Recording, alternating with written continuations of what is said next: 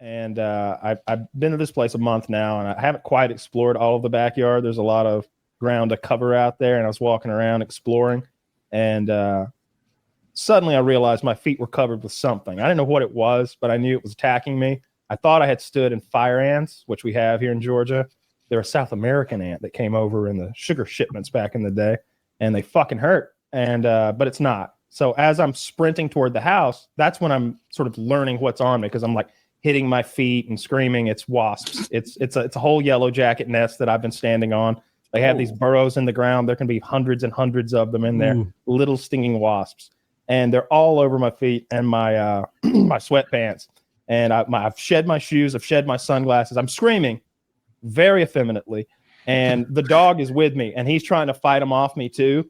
And now I'm in my like gym, which is attached to the house, and I'm naked. I've shed all my clothes now and thrown them into the house, and I'm in the house screaming, and all the dogs are with me.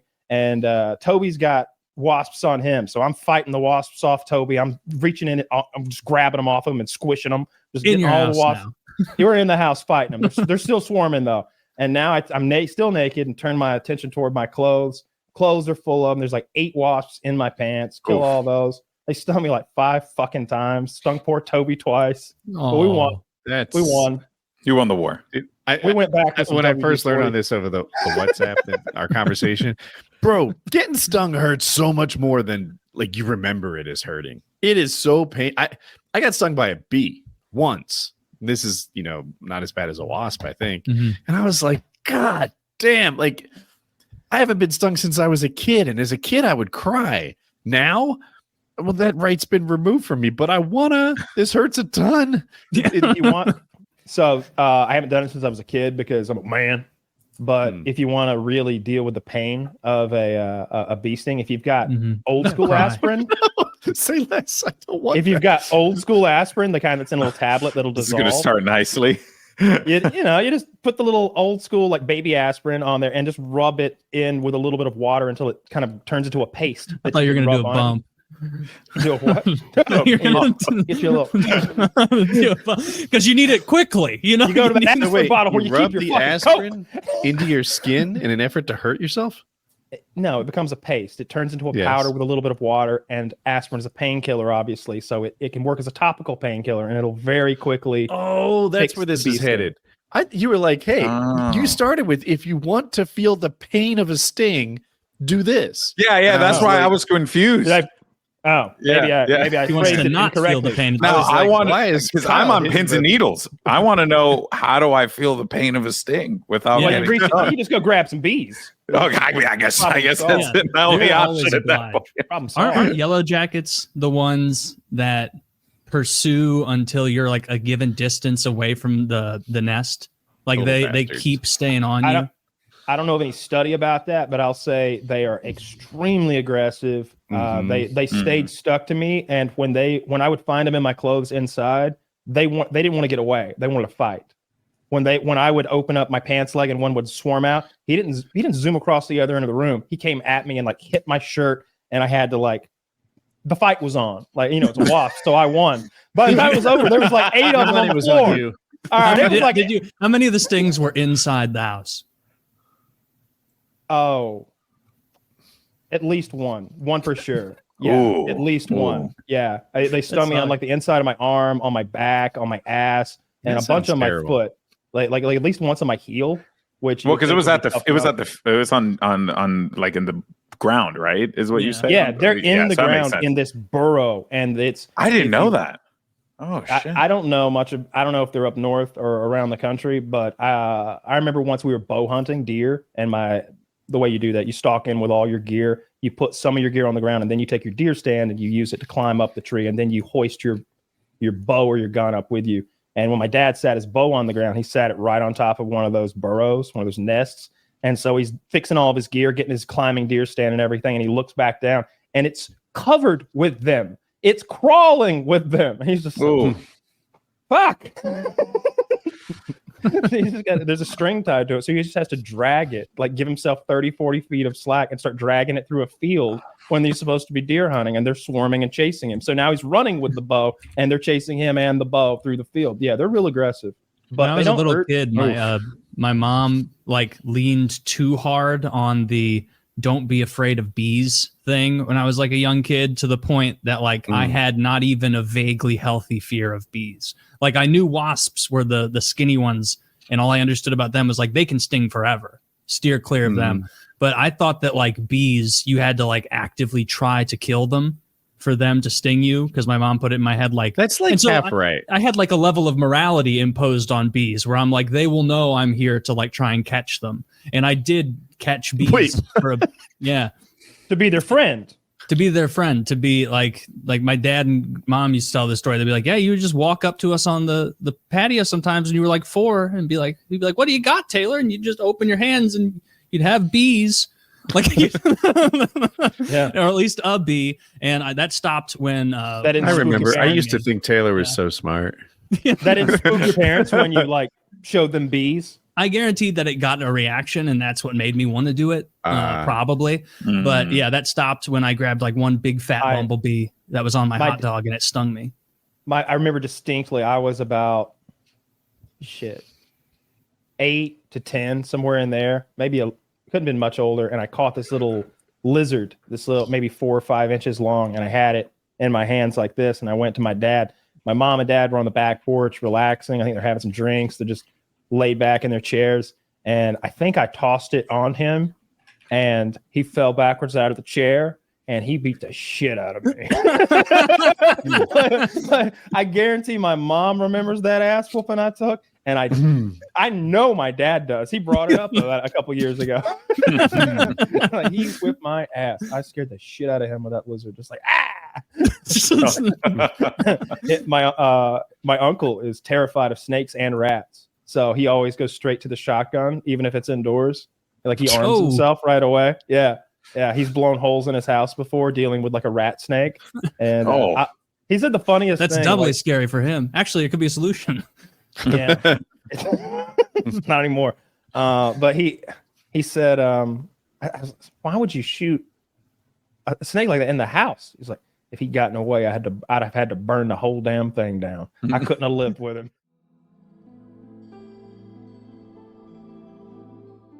Oh, I was going to say this off the top of the show. So I had something happen to me this morning that had to do with my contacts. So I'll say this. I've worn contacts since I was 6. I'm 31. So that's 25 years. In no YouTube video, no documentary, no clip, no story I've ever heard from anyone on earth have I heard of this happening. Never. Didn't know it could. So if you have good eyes, like I don't know if you guys all do or if you have contacts, I got you may think like I know Kyle has great eyes. So I have the contacts that you can sleep in. Like it doesn't hurt them to sleep in them. And so you might think that when I wake up in the morning, I see the way you do, just like clear. But contacts, they take like 5 minutes, like 3-5 minutes to kind of get acclimated. It's a little fuzzy. And that's the way it is. And so I get up this morning and I begin my routine. I get out of bed, I go brush my teeth, and I sit on the toilet to take a shit, and I pull out my phone. And I'm pulling up r/hockey. I want to see if there's any trade news or anything. And I'm reading, and as my vision is clearing, I see a spider like here, like hanging from a thread, like in front of my face. And I go, "Ugh," like just a teeny little spider, teeny little thing. But I see it and and it goes away. And I look back at my phone, and then I see that fucking spider up there again. And so then I go back to look, wondering how the spider could still be there. I hate where I think this is going. I go to move my eye, and like a floater, this now clear spider body that is dead and crumpled, it is moving around it's in my eye. I can, and now I'm shitting. I haven't wiped it. I'm starting to freak out because now I'm focusing, and I go, and then I stop, and I wait for my vision to come back.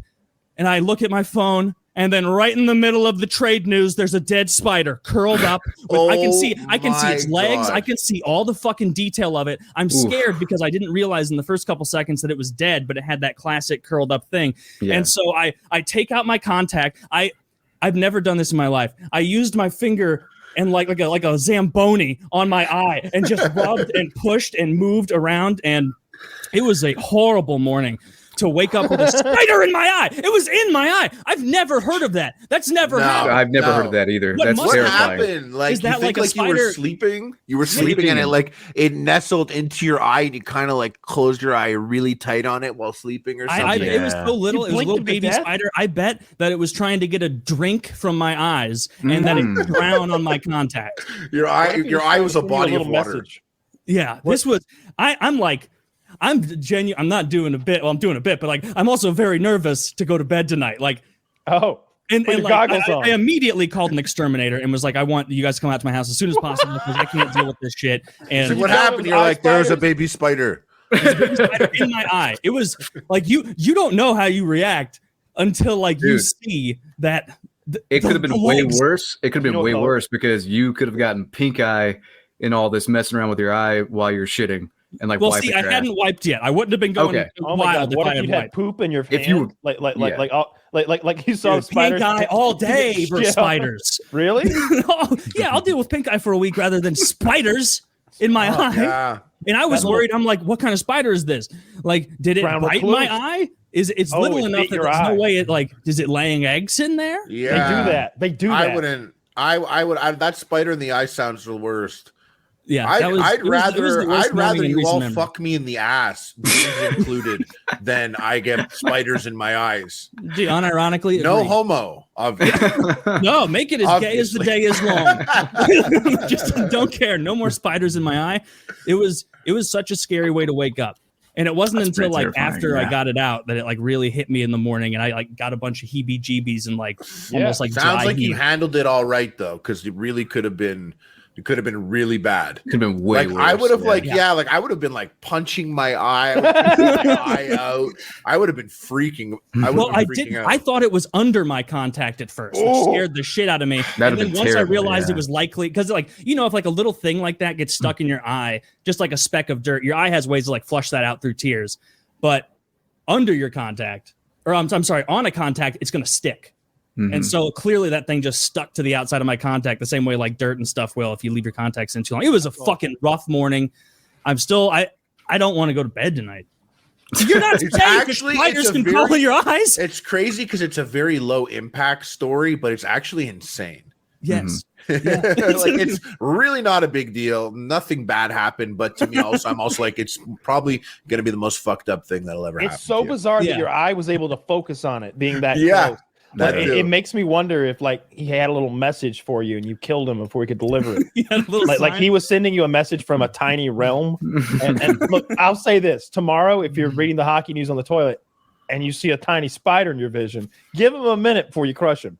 See what he's got to say. He might have a little poster board. I switched to my glasses immediately because I think this will be a better defense. Yeah. Like you know that old story where they tell you things like, throughout your adult life, 8 spiders will crawl in your mouth. And then you watch like a real explanation of that. And they're like, yeah, believe it or not, spiders don't actively crawl into warm predators' mouths. Like they survived billions of years because they don't do that. Mm. But they will drink out of your eye and die in there. So be warned, everyone. PSA. I love that your eyeball was a body of water and like it was like excellent, source of. It's like an oasis, and it gets there and it's all glass. There's just glass over, like he was bamboozled by your contact. I mean, when I took my contact out, I was searching all over it and I couldn't find the little fucker on there. So I don't know. Maybe he's on like the back. Maybe he's gonna be like controlling me soon, like Ratatouille.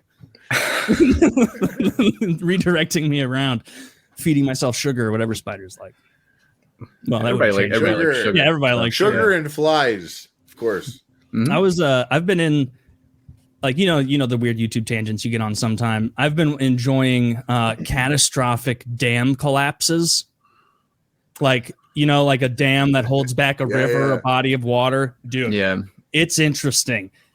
There are some wild videos of dams and then the stories of dams collapsing. Do you know there was a dam in China in like 1965 and they started building it and it was like overseeing 250,000 people. And like the main head architect a couple years in was like, you only have 5 sluice gates. We need 12 sluice gates. These not high quality. And then he quits, and they're like, no, you'll fired. And so then they leave. They only make it with 5 sluice grates. It really gets sketchy before it's done. So they bring this guy back again, and he goes, I'm not participating until you add sluice grates and better high quality concrete. And then he quits the second time, and the Chinese government was like, it's fucking fine. This guy's just a worrywart. Well, soon after it's done, the dam breaks and results in, keep in mind, it's not raining. This is a dam break. It results in the 3rd largest flood in global history and kills 250,000 people. Oh, It like flooded an area like the size of Delaware or some shit. holy Like it's wild. And then I looked up like dams near me. I'll do that right now, actually. Any big ones? Yeah. But yeah, those Do are that right fun. now. Damn. Then I started watching natural disaster videos. Those earthquake ones are scary. I'm glad they only upload the clips of the ones where people aren't dying. You know what I mean? I remember like when that tsunami happened, I remember like watching it on TV, and like we were there. It's like on TV, it's happening live. They're filming it from like a chopper, and you're watching these cars driving, and like people were just like, there's a lot of people there. It was like, and people were like, look, they're not even they're never gonna get like the water's right there. Like, look what's gonna happen. And then like the water just was coming. We're like, yeah, see. And then like 4 seconds passed, and you're just kind of like, we're watching thousands of people die right now. It was 250,000 people that died. And we didn't like literally in the seconds on the screen there, like it was like thousands of people. You didn't even think about it. Like, you're not even gonna like, they're driving, it's not gonna happen. And then the water comes, and then you were just like, oh, this was actually really fucked up just now.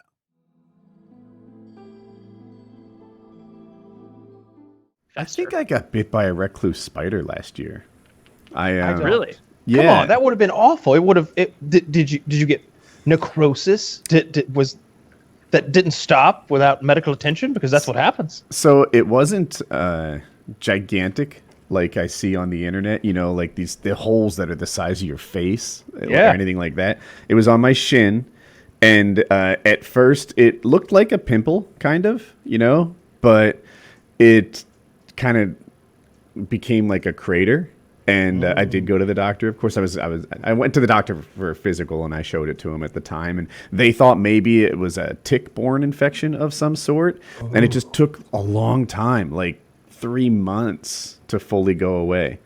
And we have recluse spiders in this area. And I think maybe I just had not your classic giant problems, but that's what I think it was. Yeah, the brown recluse. How did you know it was one? He's saying because there's a crater where the thing was. Okay. And the slow healing. I didn't know that was the only spider that did that. Okay. So the brown recluse causes necrosis. It's sort of flesh eating, and it's with its bite. And it's not one of those things where it's like, now I have a tiny crater. Let me just clean that up. It continues until it is treated professionally. And so there's the well-known story, especially down here in the South, where we have these spiders, of the guy who got bitten on the dick. He sat on the toilet. Spider bit him on his crotch, and he was embarrassed, as some are wont to be, about going to the doctor about a bite on his dick, and he lost the penis. What? He lost the penis, yes. Wow. I'm This isn't fun. I'm looking up brown recluse spider bites, and I just found one from STL Today. Extreme case of brown recluse spiders drive owners from home. Jesus. Yeah, I guess it's the Midwest and parts of the South that have a ton of these fuckers. What I've been told always is because they always stress, if you get bitten and it starts looking this way, you've got to get to the ER. You've got to get treatment for this, because it won't stop until you are dead. Man, these are some of the worst, most gruesome images. Like, some of them are it's like someone took an ice cream scooper to some of these people's forearms and just carved out an entire scoop. Oh my God! That's There's one of the guy's thumb. Probably what Woody was pointing at. And I almost feel like I can see, maybe not bone, but like the operating tendon that like is on the back of the thumb. I can see some interworkings there. Yeah, if that guy moved his thumb, you could see it. Oh no, I can see the bone on this guy's ring finger. There's one of this guy's ring finger, and I can see the bone clear as day. Now, Woody, this should make you feel better. Here's some tips for it. Be aware that it is almost impossible to eliminate recluse spiders from a building once they get established. The best you can hope for is a significant reduction in the number of spiders. They're like illegal immigrants. You're not going to get rid of all of them, but you can try and significantly reduce it. Use sticky traps. Don't check out. Yeah, use sticky traps for these. Remove bed skirts from your beds. Move your bed away from the wall. Remove everything from under the bed so that the only way for the spiders to get up is to crawl up one of the 4 legs. Oh, terrifying, right? Like that. I have that kind of paranoia to the point where like I got rid of bed skirts in adulthood. I was like, won't the little things be able to use that as like a little ladder to get to me? Oh, they do, apparently. They do. And of course, I've told the story before, but when I was like, I don't know how old I was. Let's maybe 12 to 14, somewhere in there. The centipede got into my bed and bit me on the stomach in my sleep, and it hurt. Oh, it was horrible. And I am now terrified of them. I got up out of bed and there was a hammer handy in my room. I had been putting up a picture frame, and I went like Planet of the Apes on that thing until it was mush in the carpet. It was traumatic. It was traumatic. My parents come storming into my room because they hear the wham, wham, wham, wham, and like screams, like because I'm in there pounding a centipede into mush with a goddamn ball-peened hammer. Yeah, that was awful. Centipedes are unnerving. So many legs. Too many legs. I'm on eMedicine Health, and it looks like the majority of brown recluse bites, I might be saying it wrong, cause little permanent skin damage, although in some cases moderate to severe tissue destruction is possible. And that was my theory, that the ones you see on the internet are the 1% of bananas, and that... The filthy few. That's how all of these spider bites, snake bites, diseases... Like, of course, Google Images is going to come up with all the nasty of the nastiest, or the nastiest of the nasty. Yeah. It says here that most households with brown recluses never experience a bite, and 90% of all brown recluse bites heal without severe scarring, and many of them just cause a little red mark that heals without a vent. And I guess that correlates with if you're, younger and healthier. Not too young, because I just saw a picture of a baby's arm, pretty much nothing, because like some negligent parent didn't get him taken care of. They just carried him away. My shin had I don't know, like a little crater in it, right where the bone is, that was like half the diameter of a dime. They lay like their eggs in you. Have you seen? The botflies? Oh, the botflies are nasty. But I was going to say, have you seen The Mist? The movie The Mist. Yeah, where it's like coming under the door, and it's the one where it's cover to know if it's a father and his son. They there's a storm one night. Tree falls over, breaks the window, and the father and son go into town, go into the grocery store to get some basic supplies to patch up the window, and a mist comes in. This thick fog, thick as shit. Like you can't see anything through it. And then basically monsters start coming out of the fog, out of the mist. And at first no one believes, of course. Oh, you saw some monsters, did you? I'm going to my car. And then all of a sudden a giant like scorpion crab comes up and like pinches that guy in half or whatever and throws his torso at the window for all to see. And so now they're hiding out. Well, there's a myriad of monsters that come out of the mist. By the way, like spoiler alert, the mist is basically comes along with this interdimensional portal created by the military there. They accidentally opened a portal to another dimension. And so these interdimensional monsters from a whole nother version of this planet or some other planet perhaps even are coming into our world, and they are all fucked. One of them are these. We're going to watch the scene. We're going to watch the scene because it gives me the shivers. It is awful.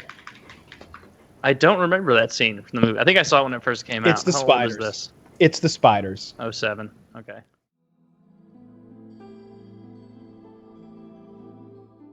That's one of those sci-fi nightmare things that would like I don't like spiders and scorpions. I don't like bugs. I really don't. I'm afraid of them. I don't care for them.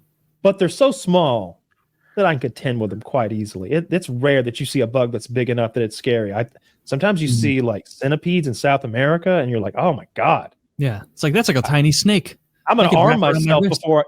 I'd get a stick before I'd go at him. Like, I'm not going to just try to step on him. He might go at my pants leg. And be halfway he's going for my nuts and I'm like squeezing at the knee, trying to keep it. Meanwhile, he's biting the shit out of your calf with his giant. But now he's stinging fangs. my calf over and over with his asshole or spraying pheromones on me to attract the others from their hive or whatever they live in.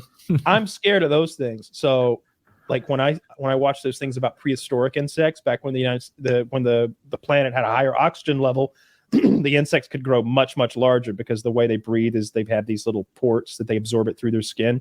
So those can only get so big. So insects can only get so big. Yeah. And it's all about the oxygen content. They used to be enormous, Taylor. There used to be wasps as big as crows. Can you imagine a wasp the size of a fucking crow? You know they didn't like. You think that's a solo wasp? Like it lives by itself with its lady wasp, and they have like a couple? No, they're in a big hive somewhere for sure. There would. How does it even fly? You'd be walking through that prehistoric forest, and you just hear, and you'd look up, and you would have walked far too close to a wasp nest that looked more like a murder of crows, just sort of vibrating their little wings so that they keep the babies cool, just vibrating them and staring at you like your meat. Could we lay our eggs in that, mama? Like then they'd come for you and it'd be over. It's stinging. Is that sting you over and over? They're not like bees. Yeah, it's all real. Wasps the size of crows. Zach, help me out with some science. Cook it if you have to. If they want me to care about the farce of global warming, then they better start lying about bugs getting bigger. Zach, go to cryptids.org. My password. I'm quite sure that I've seen the dragonflies, and those were like 12 or 18-inch wingspans from what I remember. So I'm pretty sure there were crow-sized wasps. I'd bet maybe an amount of money on it. I thought I heard someone tell me once that like, oh, if you take like a wasp or a bee and you make it way bigger, that like the flight part won't work anymore. Like it wouldn't be able to get the thrust or the lift or whatever at that size. But a crawling wasp the size of like a chihuahua is still horrid. Or ant, or beetles, or like a praying mantis the size of a cat would be a fucking problem. That'd be a huge problem. Just snip your foot off. I can't think of any big birds that flap their wings to fly very much. That's modern day fucking hornets. And that's awful. Those are unless that's a very small-handed person, that's awful. Like insects flap their wings furiously. Little birds also like provide their own thrust by flapping wings. But if you look at birds of prey and such, an albatross, they just they're built so they can kind of rest on their arms. Like for you to do an iron cross would be very hard, but if you were built like a bird, it wouldn't be so hard. Yeah.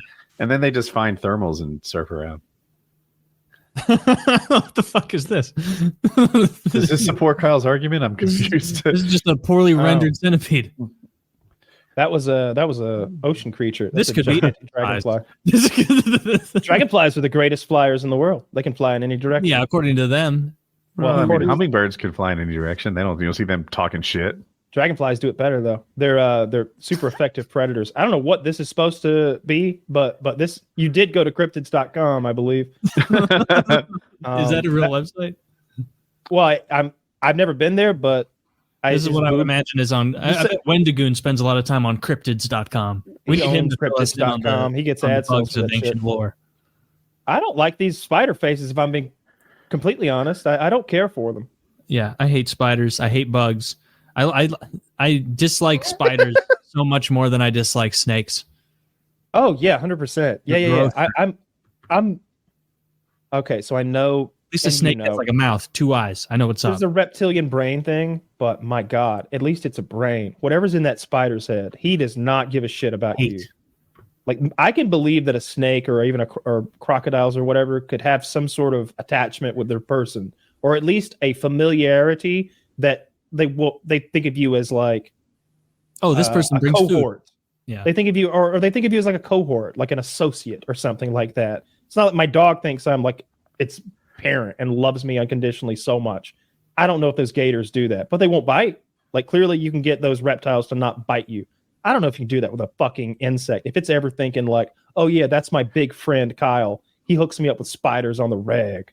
Like he's not thinking that. You're gonna There's no way. You in the abdomen and lay eggs in you the second. He's like, I bet he would be wonderful to lay eggs in.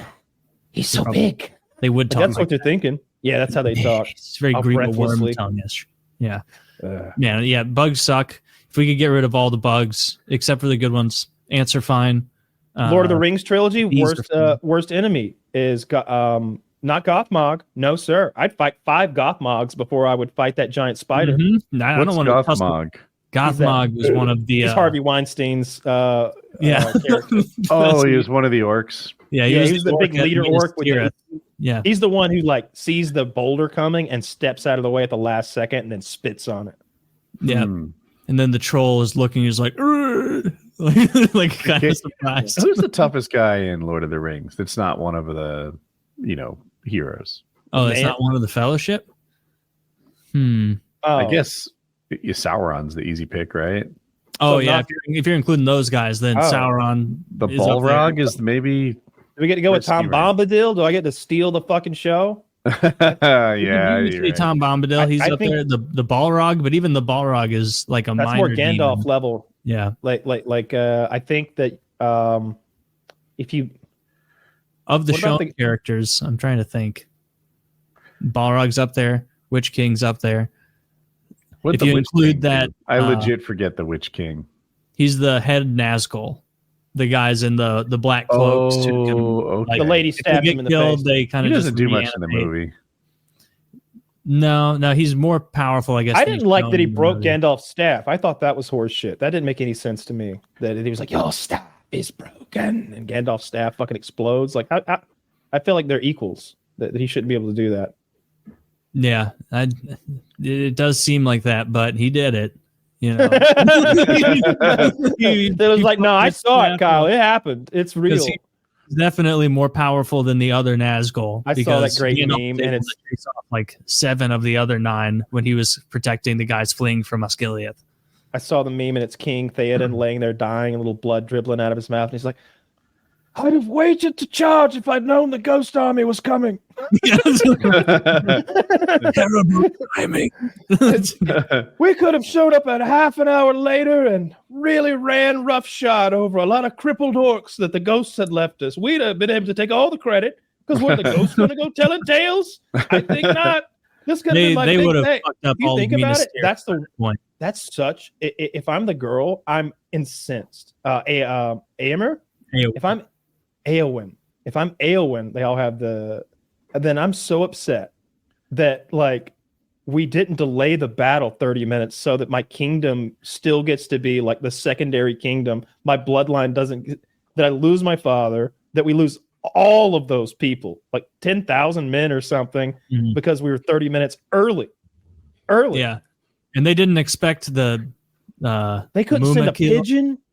They couldn't send like a bird to warn somebody, maybe an elf on a horse that he rides hard all night or something up the coastline. I mean, the way like it's kind of, I believe, meant to be is like if they hadn't shown up and delayed Mordor's army, like Minas Tirith would not have been there by the time the Ghost Army showed up. Like they would have. Okay, now I'll give you that. They run into the field. You definitely give me there.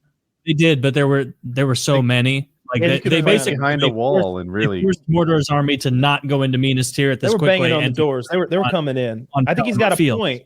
I think you have a point up until that last charge when he's like, "Oh, they have elephants! All right, everybody, rally on me!" Like when we saw the elephants, we should have ran away. For Oliphants. Sure. Yeah. Now the Oliphants. We should have really done a little bit of kiting there because those Mumakil were having no problem fucking up horses. Swinging their fucking. That was so. I remember watching that in theaters. What was that? 2003. So I was like 12, and just being like, "Oh, this is the coolest thing I've ever seen in my entire life." It was really fucking cool. Away. When Legolas killed it, that was the part that I got excited about. John Rhys Davies did a podcast like 2 days ago. Did an interview. Talked about Lord of the Rings and a bunch of other shit. I've got it on my watch list. I like that guy. He's the one who played Gimli. And there wasn't. I mean, I realized a good deal of like the Gimli Legolas relationship is kind of just in the extended editions. Like a lot of them. Like I think I've never watched the regular edition outside the theater. Like the cinematic like release one, because I don't think that little conversation they have after Helm's Deep about who killed more, they don't have that in the regular version. They just have like the very end clip of it and the pre-battle part. I'm looking forward to the extended versions. We've talked about this a bit before, but there is a lot more footage to make the extended versions. I think they've got like 30 more minutes per movie or something. As soon as it comes out, I'm watching all of them. Yeah, I've seen some of this. It's little extra scenes to fill in certain gaps. I know there's one after the battle at Minas Tirith where they're all just kind of recuperating, I think, like healing up after that. But there's lots and lots. I've seen the still images of them, and I've seen some of the video, I think, somewhere, maybe on Reddit. I hope there's a little more Mouth of Sauron in it, because he was mostly included just in the extended edition. But if there was a little more... welcome, Gandalf Greyhair. Dude, that guy was spooky. It's like, how is he holding the helmet up? It looks so heavy. That's exactly what he said, by the way. Yeah.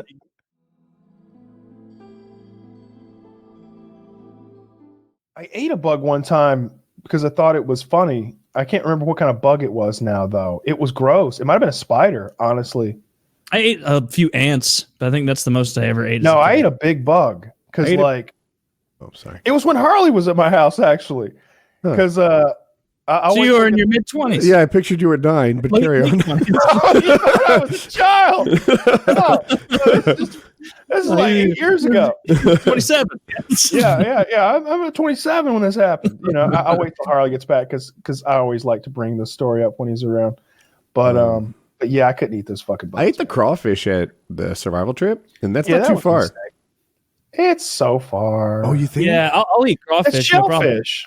Yeah, a little crawdad action. Yeah, Those aren't but bad. you don't like take the meat out and eat it. Didn't we eat the shell and everything? And it's like poop in it. We. Yeah, me, right? Yeah, I think that I just ate the whole crawfish. You like broke it open and you ate that chunk of meat that was there.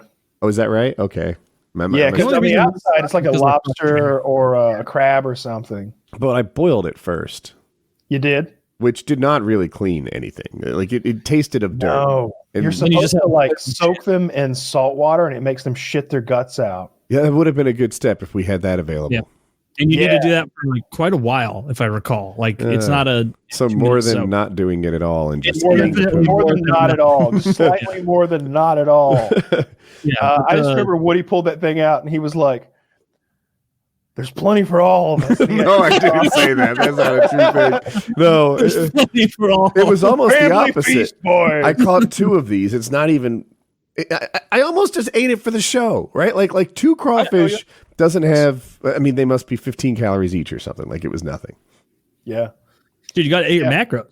I was worried about some sort of disease because it came out of that shit water, and I was really just. It just didn't look safe, I think, was a big part of it. But also, there were just 2 of them. It was just like it was barely even food. How big was it? Was it a nice big crawdad or a?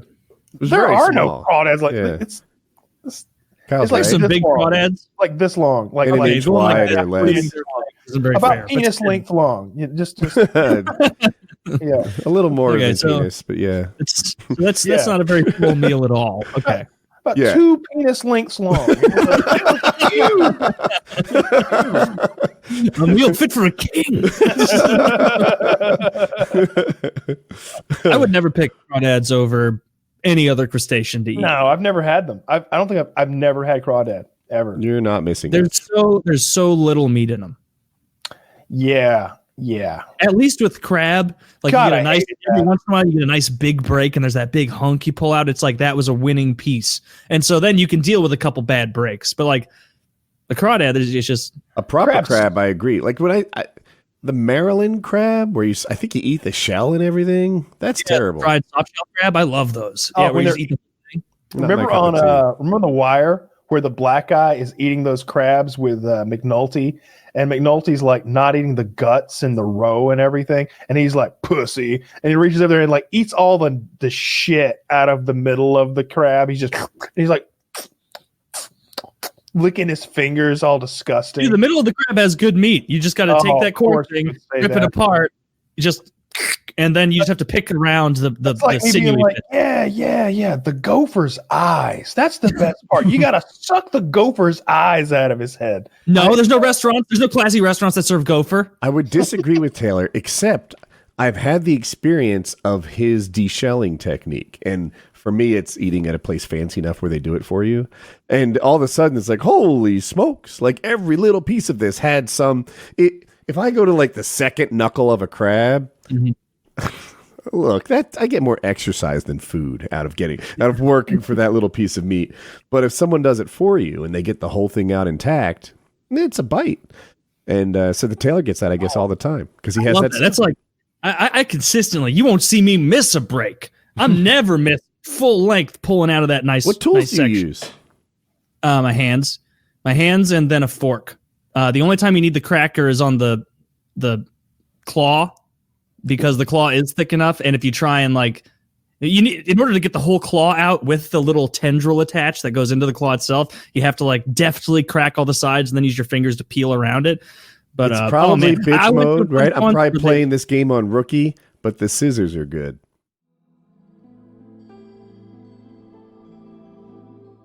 That's what I didn't like about his programs or any food programs where they go to Cambodia and they're like, oh, this is a wonderful dish here. It's deep fried grub worms covered in dirt. And it's a delicacy. Only 3 times a year is this available. Other than that, they eat mud cookies. And it's like, he sits there and he eats them with a stick or something. And he's like, oh, fantastic, wonderful, can't believe it. Right, Gordon would have something to say about this. Believe you me, sir. You can't understand me. You're 4'3", okay? He's eating his shit, and he has to pretend it's good. It's not good. If they had discovered Snickers, if they discovered Milky Way, if they had fried chicken, they would not be eating this trash in these corners of the world, and we all know it. Okay, what if Popeyes in Cambodia? Nobody's eating slugs anymore. Is my only point. I mean, I have two responses to that. One is, why do you think because somebody is 4'3" they can't understand you? I don't see the correlation between height and ability to have cognitive. I don't think Cambodians speak English. That was more my. And it's directly related to a Cambodian tribesman, some. Got it. Got it. The height was more to denote the remoteness, the pygmy, you're in the. They never were able to grow because they never knew tall people were a thing, so they just said, "We'll just stay this size." Yeah, because they survive on a life of grubs and mud cookies. Apparently, that's what's holding them back. Right. But then part two, I of course never was into the idea of eating bugs. Seems terrible. But I went to this fancy conference recently in Tulum, in this fancy beach town in Mexico. It's old Mayan village, and they had all these amazing fancy buffets every day. And they had at the buffet for lunch one day 2 little jars of bugs, fried bugs, and I had them, and they were fantastic. I had what kind of bugs they were? You enjoyed your bugs? They were kind of like little crickets, I think. Oh, okay. How did they? Were they crispy or were they mushy on the inside? No, they were pretty crispy. Were they salty? What made them good? Yeah, they were a little bit salty, so I guess it might have been largely that. But I took just 2 initially. I'm like, handful, motherfucker, let's do it. I'm picturing bugs that taste good, almost in the way that to me French fries can sometimes be just ketchup shovels, and it's really ketchup that tastes good. Bugs that taste good, are they just coated with something wonderful, and the bugs taste bad? Yeah, I mean, there must have been some salt in it, but all I'm saying is, MSG. It's got protein. It's got some protein. And ladies love it. Ladies like to see you eating a bug. It shows you can survive the elements. That's true. Women get wet when they watch you eat bugs. Nothing works. A lot of girls, I'd be spitting game down there in Tulum. I'd be like, what's up? And they're like, I don't know about you. And then I pop a bug in there, and they're like, damn, boy. I keep a little cricket hind leg in my teeth, stuck between them, just so they know what's up. They know you're not afraid to go downtown if you got a cricket leg sticking out of your teeth. It's a tactical cricket leg. What if you were still like, no, that's not my thing. Sorry. Oh, that'd be like a double slap in the face, right? Mm-hmm. Oh, see, eating bugs is A-okay as long as they're dry. The only time it seems gross, even in nature shows, is when they pop a wet grub in their mouth and you just know it's like a gusher full of guts. Or that a live seems gross. bug. That's live bugs. That's that I couldn't fathom. I don't know how you do that. The thing is squirreling around in your mouth. I would die. I think I might die just from shock. Yeah, for someone who doesn't know how to start a fire with that wood trick, I watch an enormous amount of survival videos, and the thing that I really am pissed off by all of them at this point is they'll be like, "All right, we're going into the bush here. We're gonna find a thorny frog, very rare. We're gonna find it, cut its head off, eat it." They go, they find it, and he comes back, and I'm like, all right, I'm ready to watch them kill this thorny frog that I'll eat if I'm in the bush in Australia, because I'm totally capable of this. I'll cook it over the fire I don't know how to make. And they'll be like, for 2 full minutes, be like, another thing to remember here is this thorny frog, it's not going to hurt the environment. Nothing's being done wrong here. Flies, fine. The environment's not going to be hurt. And this frog right here, when we behead it and fry it up, it's not going to feel anything. You can watch right here. It's not going to feel. It's like, just fucking kill it. Nobody cares. Nobody fucking cares. Do you think that anyone would have clicked on a thumbnail of a headless frog if we gave a fuck? No, we don't care. Stop being this fake environmentalist. When we caught this thorny frog, we checked the area for other thorny frogs. No, you didn't. You liar. That could be the only thorny frog in this area. You bitch. Just cut it up and eat it. That's why I'm watching. Nobody. They probably had them ready to go too, because what are the odds you're going to say to the camera, I'm going to go find a thorny frog, and then go into the jungle and find that exact thing? That's some bullshit. They had him in a little cage ready to go. They pop him on camera. I was like when Obama went on Bear Grylls or whatever, and they went like fake survival and they ate rattlesnake. They had some prepared rattlesnake. I'm not giving the president of the United States fucking raw, possibly poisonous rattlesnake meats. Mr. President, I'm going to come from behind him. You stay in front. If he rushes you, stand your ground. Like this, the Secret Service is over there. No. Yeah, that's not going to happen. What are you drinking, Ben? Probably not. Oh, it's just water. Out of a mason jar. I go all mason jars all the time. That's very cool. It's like you live in a brewery. Yeah, it's exactly the vibe I try to create. I also have bars in every room in my house. It's lucky I'm not one of the alcoholic comedians, to be honest. You really have bars in most rooms in your home. That's I have a bar neat. right there in the theater. I got a bar right there in the living room. I got a bar in my little Moroccan ashram speakeasy out back. I got a bar in my kitchen. 2 bars in my kitchen. I have about 5 bars. What's your drink choice? Yeah. I'm a whiskey man mostly. I like whiskey sodas, whiskey neat on the rocks, but I also do enjoy Moscow Mules. Not Moscow Mules, Dark and Stormies I like a lot. What kind of whiskey? Like a Macallan? Like something nice or like something Yeah, sometimes I'll go a Scotch, but I generally just go Johnny Walker Black is my favorite. Oof. And then I also will enjoy whiskey with ginger beer, so it's kind of like a whiskey mule. Yeah. That's enjoyable. Or just with dark spice rum, then you go dark and stormy style. Splash of bitters is the key in both of those drinks. So you're not one of those guys who has like 50 bottles of different things with like this much out of each of them, like sampling. You're like, I know I like Johnny Walker Black.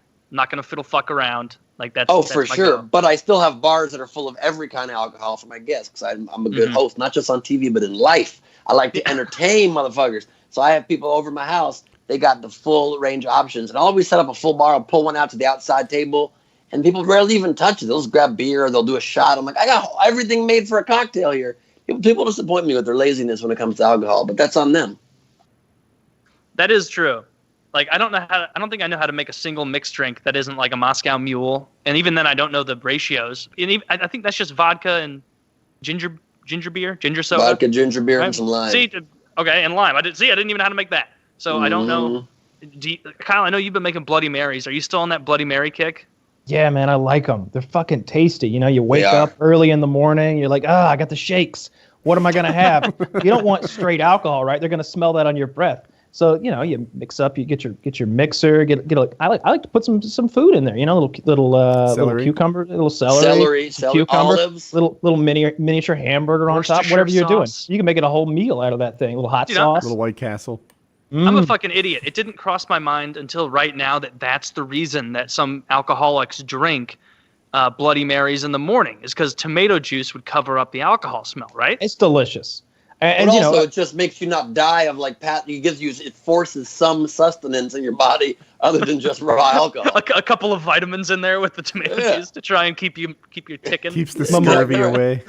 I went to a place that had unlimited mimosas, like a brunch place. What's in I don't know anything about a mimosa. It's champagne and orange juice. It's fucking delicious. Like champagne is already heartburn incarnate. Is what that is. Champagne is already so smooth and like low in alcohol that you can, you don't taste it at all. But you mix it with delicious orange juice, and suddenly, and then again, they're all you can drink. You just pay a flat fee, and you're there, and you're just like, keep them coming, coming. Where is this all you can drink alcohol? All over the world. Any brunch spots. Yeah, brunch spots give you free mimosas. They have different flavors, like peach ones and Bellinis and grapefruit ones and mango ones. Things get out of hand. Seriously, are there actually free mimosas in places? It's not free. It's like you pay $9 and then they'll just keep bringing them out. And like Which for is our drinking basically episodes, for our drinking episodes, mimosas would be the worst possible thing. You'll be vomiting up orange juice and feeling terrible. But for like a casual drink, Woody, if you go out for a brunch and you say, you know what, bring me mimosa, that's one that I don't even think you will. You think I'd like that? I don't even think you would. There would be like this isn't as good as orange juice. You'll actively like it more. Yeah. Orange juice. Like this is like carbonated sweet deliciousness. But it seems like it doesn't get you drunk, right? You get wasted because no, you just but only if you're them. drinking a lot of them. If you have like 2 or 3 of those, you're like 2 or 3. They're all you can drink, Taylor. But it's a brunch. Who's getting hammered at 11? We're staying there until 3 in the afternoon. There's no limit.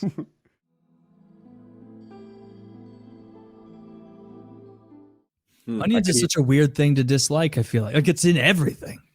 I know it's a problem, and I'm always asking them to take them off. One of the things about that, though, if you always want at least one thing taken off your food, you always make sure you get fresh food. That, or they take one that's prepared, open it, and pull the onions out. I've seen that done. I only worked at McDonald's for a week when I was 15, but I watched that happen, and I was like, "Bro, just make a new one." Like they're gonna see the indentions in the cheese. Oh my god, it's so gross. Like. I like to believe that nothing bad's ever happened to my food. And I do appreciate that when you order DoorDash, they like tape everything up in sort of a tamper-proof kind of manner. But somebody's definitely done something bad to my food. I think that's way more likely than I've ever eaten a spider in my sleep. That's horse shit. There's no way I've ever once eaten a spider in my sleep. But somebody's definitely spit That's in my make-believe. Okay, well, I know that myth was started online probably, or way back in the day. But someone like made a comment many years ago that I saw that like just convinced me the other direction, because I just believed like, yeah, you eat spiders sometimes at night. And someone commented and was like, yeah, spiders survived billions of years by crawling into warm predator mouths, you retard. And I was like, damn, that's salient. Like, yeah, you know how you sleep with your mouth open and then like mice and rats crawl in and drown? No, like, 'cause that's not how animals work, retard. Like, so I guess, and so I was made quite the fool that day when I read that. But it was one of those. Do you ever do this where you like have an opinion on something and then you read something else just like this and you pivot instantly from obviously you eat spiders in your sleep, dumbass, to how foolish could you be to believe you eat spiders?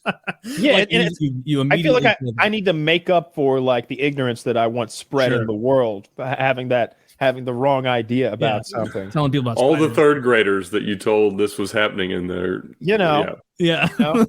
All those ladies I misinformed or whatever about how sexually transmitted diseases work because of my ignorance. That's not my fault.